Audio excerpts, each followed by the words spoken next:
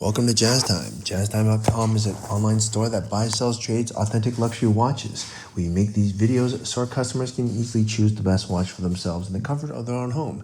If you like this watch and would like to purchase it at the lowest price anywhere online, click on the link in the description below to buy it at JazzTime.com. Today, I'll be reviewing the Rolex Land Dweller 40 in stainless steel with a white gold bezel and a white honeycomb dial, reference 127334. I'll tell you a little bit about the history of this watch, where it stands in the lineup of other similar land dwellers.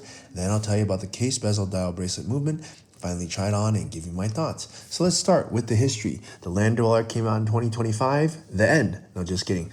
The Land Dweller actually has its roots in the Oyster Date, which came out in the 1970s, which makes sense because this sort of look, this Art Deco look, integrated bracelet, looks eerily similar to other big name brands such as Audemars Piguet's Royal Oak, Patek Philippe's Nautilus, Vacheron Constantin's Overseas, and so on, IWC's Ingenieur. Each brand is making their own integrated watch right now. And what I mean by integrated, it means that the watch head and the bracelet are integrated such that the bracelet and the head look like they were produced all in one go. And it just gives this integrated look. That was really popular. I guess in the 70s, I wasn't around back then, but I'm assuming since all these watches came out in that time, that was the look. And Rolex was no different. They created their Oyster Date, which more or less looked just like what you see here. And how do you tell what a 70s watch looks like? Well, it has really angular angles. The angles are very sharp and pronounced, as you see here, not smooth and curved and streamlined. And that's just kind of how it was back then, I'm guessing, because all these watches seem to have that in common.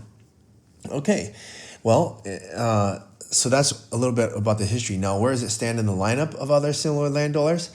Well, the Land Dweller right now in steel, they just have this color, this white honeycomb, and then they have in platinum with the ice blue and some other minor variations in different color materials. But I suspect over time, since it was just released, or I would say reinvented or reconceived in 2025, that they will come out with a lot of variations over the next 10 years. And I'm pretty sure Land Dweller will be here to stay. And so you'll see a lot of variations, but right now this is the only variation you see, just white dial. Okay, but even with that, it's pretty cool. And so let's start talking about the watch itself, starting with the case. The case is 40 millimeters. They also make a Land Dweller in 36. I suspect they're going to make Land Dwellers in other sizes later on too, but 40 millimeters right now is a size for men. It's a very nice size, I would say, and it's got this really like Royal Oak looking case, in that the lugs are not really lugs. They're much more. It's a circular watch, but it has that look of like a Royal Oak. You might even call it a Rolex Oak. And you have a really nice finish on the case, which is satin finish on top and a high polished beveled edge, exactly how a Royal Oak looks. And actually more or less how a lot of these integrated watches look. So yeah, and it just makes it look, it's circular, but it's not circular. You know.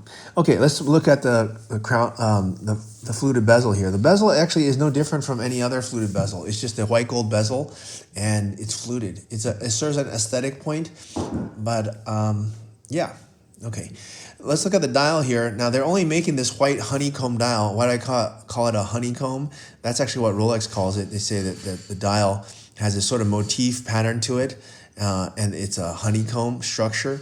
And they say they make it with some kind of super fancy femtosecond laser that cuts these delicate grooves and whatever. Okay, basically they made a really cool design on the dial with the index as well as Arabic numerals, which help make it very legible at night, which is a practical consideration of wearing this watch. And as I said, I believe over time they're going to make a bunch of different colors. Everyone's going to go crazy when the blue dial comes out or the green dial comes out, and then it's going to be way more than retail, and it's just going to go crazy. It's a nice looking watch to begin with, but with all the variations, it's really going to do well. Okay, let's look at the bracelet now. The bracelet is pretty interesting if you look at it, and they call this a flat Jubilee. Okay, so it looks just like a Jubilee, except it's flat, and you can see it's very angular.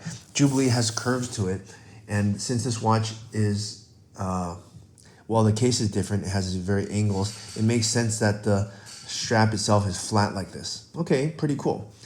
And it's high polished down the center and brushed down the sides with a high polished beveled edge that goes down the length of the bracelet, which actually gives it its integrated look in that it makes the watch case look like it's being extended into the bracelet, which it is, and that gives it this integrated watch bracelet look to it.